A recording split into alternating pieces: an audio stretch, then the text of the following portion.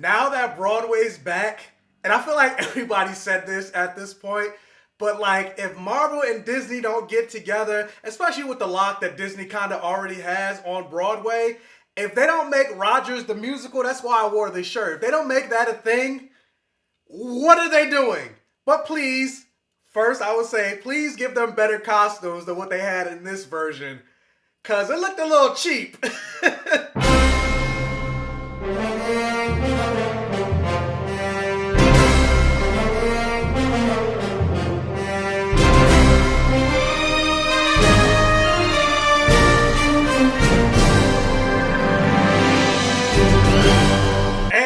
Welcome to my safe haven, everybody. Thank you for clicking on this video to hear my thoughts on the first two episodes of Hawkeye.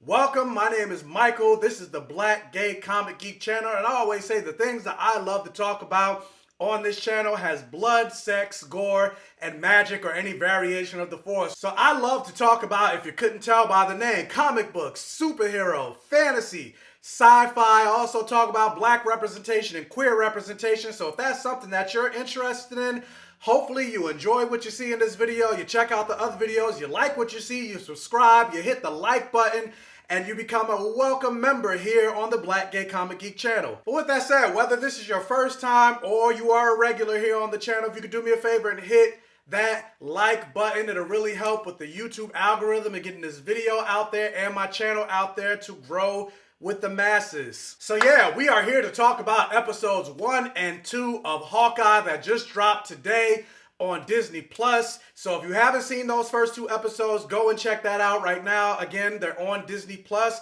because I'm talking spoilers on this episode. So with that said, have you been looking forward to the Hawkeye series before these episodes aired? Where was your ranking in terms of your level of excitement regarding Hawkeye and the other Disney Plus shows? And then also, after you've seen this series, does your ranking change? Did the show change your mind if you weren't excited about this series? Like, comment, interact on this video for the algorithm. Now let's get into these episodes of Hawkeye. First, I want to say thank you to Marvel and Disney Plus for letting me see the first two episodes earlier in the week. And I'm actually kind of surprised that they dropped the first two episodes for everyone to see, because I believe this show is only 6 episodes, just like all the other Marvel live action shows with the exception of WandaVision. And so now that we're already at episodes 1 and 2, next week we're already going to be at the halfway point. But anyway, the first episode is called Never Meet Your Heroes, and the synopsis for that one reads: Archer Kate Bishop lands herself in the middle of a criminal conspiracy forcing Hawkeye out of retirement. And the second episode is called Hide and Seek, and the synopsis for that one is: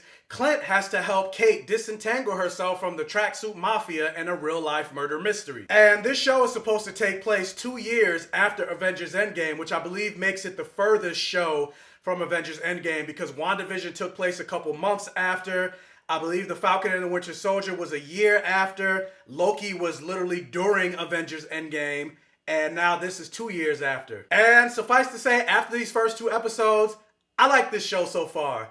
And it's funny because, and I've said this in plenty of videos where I'm just like, Hawkeye got to go to jail, just like Wanda need to go to jail. And I still kind of feel that way even after these first 2 episodes, because he hasn't like really redeemed himself. But you can tell that they're still having Hawkeye relive the consequences of his time as Ronin, going around the world killing a bunch of people of color. I said this before. He didn't stay in America seeking revenge on a bunch of white supremacists or the Proud Boys or anything like that. No, he decided to go overseas to South America or to Asia and kill a bunch of people of color. Just like John Walker, U.S. agent, needs to go to jail. Like, a lot of these people need to go to jail. But like, out of all the announced Disney Plus series, Hawkeye was honestly the one I was least excited about, mostly because they haven't really done anything with the character of Hawkeye in the MCU. Like, this version of Clint Barton is not the Clint Barton from the comics, not even close. Like, his personality, the agency that he has within the Avengers, just like all of it is not Clint Barton from the comics. And then Joss Whedon injected the fact that he has this farm and a family and everything like that, thinking that's gonna make the audience more endeared to his character, but they didn't really add that much to his character, because Clint Barton in the comics doesn't have a family, and yet people love him in the comics. As a matter of fact, this show will be heavily inspired by the Matt Fraction run on Hawkeye, which has gotten wide acclaim and one of the big reasons why people love the character of Clint Barton, and of course Kate Bishop as well. Granted, people loved her before that because of her time on the Young Avengers, but it was this show that really pushed her into the spotlight outside of the Young Avengers. And it was actually this Hawkeye series by Matt Fraction that made Kate Bishop the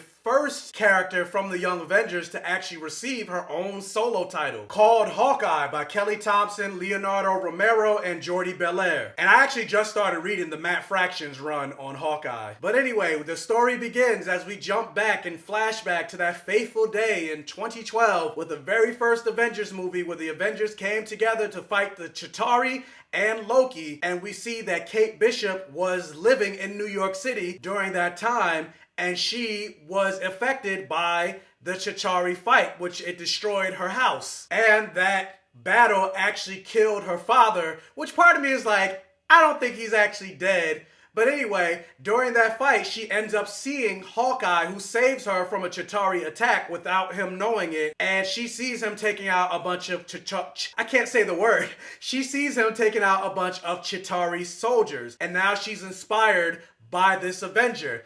And during that whole scene, while she's watching Hawkeye take out Chitauri soldiers and her mother's not around, and then finally her mother shows up and is like, we gotta get you out of here. I was like, where were you at this whole time? Like, I get you had to see Kate Bishop see Hawkeye, but I was like, where was she at? Like, the whole time, like, I don't know, whatever. Anyway, so that's how she became inspired by Hawkeye. Then you see the opening credits and everything like that. And you see, like, they shows a training montage. They use the opening credits to show Kate Bishop going through a training montage to become a great martial artist, to become an archer, to become a good fencer and everything like that, like she ends up becoming in the comics. Then we go to Clint Barton with the infamous Rogers the Musical that's taken the internet and Twitter by storm. And we see Clint watching the Avengers Musical, or the Rogers Musical, and they're singing, I can do this all day! And I'm just like, come, like, at this point, like, give it to me. I was like, this song is kind of a bop. I'm liking this song, but like I said, I was like, these costumes look a little cheap, especially the Hulk. They just had him in a green hoodie, and I was like, what? I'm like, if Disney could put as much production value and grandiose costume design and the scale of the Broadway's Lion King, if they could do that for Lion King, they could definitely, and obviously it's not Disney, but I'm just saying, they could definitely, if they put it in real life, make the Avengers or Rogers the Musical look way better than this television version. But I'm here for that song. Then that part of the song where they repeated the same thing over and over. I forgot what were they saying? Like, Hulk, you know what you gotta do? Hulk, you know what you got? I don't know. I forgot what they said. Just smash, smash, smash. I can do this all day. I was like, give me more. Give me more. Especially considering I'm a musical theater buff. Like, I got my degree in theater performance. I actually went to go see a musical yesterday with Frankie. So, like, give me more musical. And also during this moment, they reveal something that is canon to the comics that they never included in the MCU, which a lot of people criticize them for. Hawkeye is actually canonically deaf in the comics.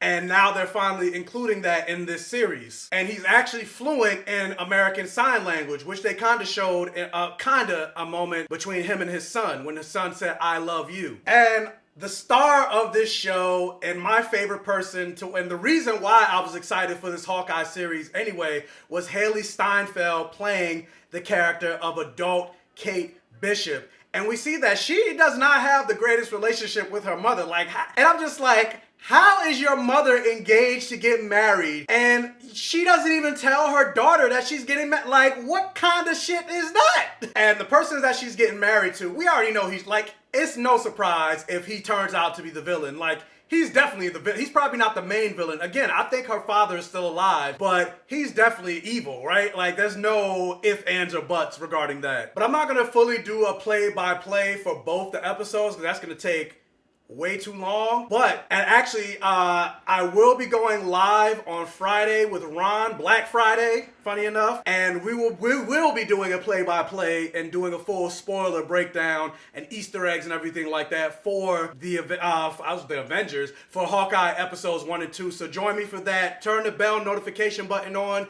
so you're alerted when I post the broadcast of when we're gonna go live. I'm not sure what time yet. It'll more than likely be 7 o'clock Eastern Standard Time, but again, don't don't know yet. But surprisingly, I really enjoyed these first 2 episodes, and most of it just had to do with Haley Steinfeld, because yeah, she was the main focus of these first 2 episodes in this series so far. And I feel like it seems to be the case with a lot of these Disney Plus shows, like The Falcon and the Winter Soldier. Like, the Falcon is the first name in that billing, and yet I feel like it was more Bucky's story than it was Sam's story. Sam got more of the story towards the end, but not even really. And then same thing with Loki. It was Loki's show, but it was more about Sylvie. And the same thing, Hawkeye. Right now, we only know Clint Barton is Hawkeye, but it's mostly Kate Bishop's show. And same thing I said about Black Widow. Like I said before, like, take Natasha Romanoff out of the story, and it could have been Yelena Belova's story, and nothing really would have changed regarding the story. But either way, I'm here for it. I really love Haley Steinfeld's portrayal of Kate Bishop, and Kate Bishop eventually means we're getting the Young Avengers, right? We already got almost all of them. Now all we need is Hulkling, which maybe he'll show up in the Marvels, or he'll show up in Secret Invasion. And now we need Iron Lad, the young Kang the Conqueror. And we already got Kang the Conqueror coming with Jonathan Majors in Ant-Man Quantumanious. And then we'll have, once we get Iron Lad and Hulkling, we'll have a complete set for the original Young Avengers. And also we have America Chavez coming in Multiverse of Madness. She was on the second incarnation of Young Avengers, but still she's a member of the Young Avengers. But yeah, as usual, I really enjoyed these first 2 episodes. And the reason I said as usual, because I said the same thing about most of these Disney Plus shows, but I'm really hoping this does not continue the trend where I'm like, oh, it starts off strong, and then you get to the 3rd episode, I'm just like, oh, that was kind of weak. And then by the end, you're just like, oh, I was a little disappointed by the end. Said the same thing with WandaVision. Said the same thing with Falcon and Winter Soldier. Said the same thing with like, come on. Please don't disappoint me by the end of this series. I'm gonna table that, because who knows? I'm gonna save my expectations, because it might be the best ending or whatever. But yeah, based on these first 2 episodes, I'm here for it. I'm excited. Can't wait to see episode 3. And by the end of the 2nd episode, we already got to see Echo, played by Alaqua Cox. And based on what they're portraying, they're making it seem like she's the leader of the Tracksuit Mafia and she's a villain. And I'm wondering what they're gonna do with her story by the end, because we already know, they already announced that she's getting her own Disney Plus series, and what we know from Echo from the comics is she's not a villain. So I'm wondering if she's a triple agent or a secret agent within the Tracksuit Mafia. Maybe she's not actually the leader, she's just a secret, I don't know. But I'm curious. But then again, we already know this is the MCU. They do their own thing. They just take the comics as blueprints.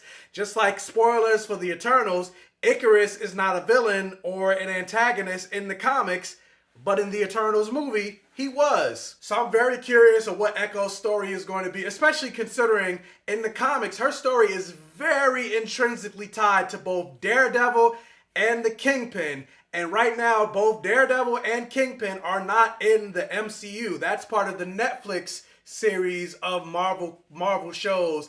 But we kind of know that those series don't really connect anymore, or they're not going on, especially since they got canceled and taken from Netflix. But there's rumors of Charlie Cox appearing in Spider-Man No Way Home, so who knows? But if Daredevil and Kingpin show up in this series or whatever to connect to Echo, I'm going to be excited. And we also know Yelena Belova is supposed to show up in this series, because we know, spoilers for the end of Black Widow, she's been sent after Hawkeye by Contessa Valentina. I can't think of her name, but the second Madam Hydra. And now that I'm talking through it, I'm like, that's a lot of characters, and we only have like 4 episodes left, but we'll see. I don't know. But the question is, what did you guys think of these first 2 episodes of Hawkeye? Let me know down in the comment section below. Also, if you can, hit that thumbs up button and like this video to really help out with the channel. And if this is one of your first time checking out one of my videos, please check out the other videos on my channel. And if you like what you see, please subscribe for more and hit that bell notification button so you're alerted every single time I post a new video. And tell your friends, families, and neighbors about my channel to help me continue to grow. And again, reminder, again, Friday, again, I don't know what time, probably 7 p.m. Eastern Standard Time, I will be going live with Ron to talk about the first 2 episodes of Hawkeye. So join me. Hopefully you're there, you join us, and yeah, that's pretty much it. And as always, I will catch you guys next time.